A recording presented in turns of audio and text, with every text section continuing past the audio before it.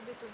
Si en plus c'est encore la notion d'il y a 60 ans, parce que bah voilà, Oui, la vente, enfin, la vente directe, c'est voilà. pas. Parce que quand tu dis tes produits, finalement, toi, pour te sortir un SMIC, ça veut dire qu'en moyenne, par exemple, les tomates. On m'a pris un peu pour une grande perche blonde en plus qui voulait planter 3 tomates et 4 carottes.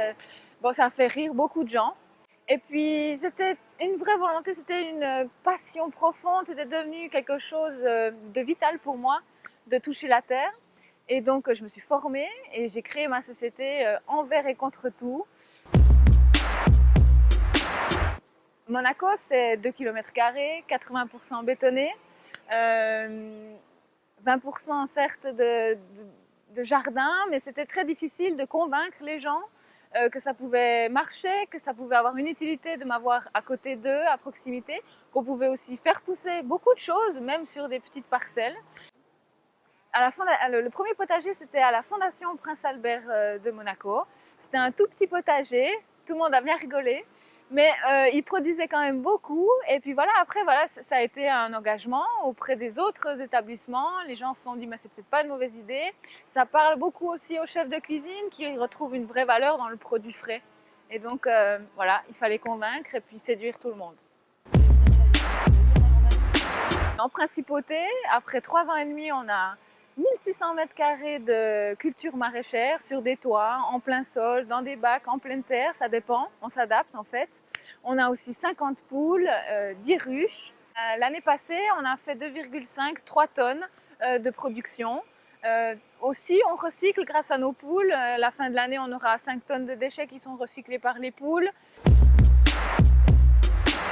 Alors, c'est vrai qu'on a un petit salaire, hein. Le salaire, c'est un SMIC.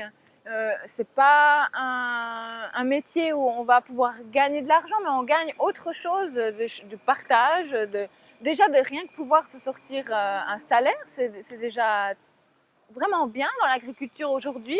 Dans l'agriculture urbaine encore plus, parce que c'est difficile justement de trouver économiquement ce qui peut durer, et puis aussi créer quelques emplois, et puis faire quelque chose qui a une valeur, un sens, et qui donne un sens à notre vie en fait, voilà, tout simplement. Oui, alors c'est vrai qu'on va nous trouver ailleurs parce que si on a pu le faire à Monaco, on peut le faire dans d'autres villes. Donc cet écosystème, on va le retrouver bientôt à Nice en 2021, fin 2021-2022. On l'aura aussi en Belgique, à Tubize.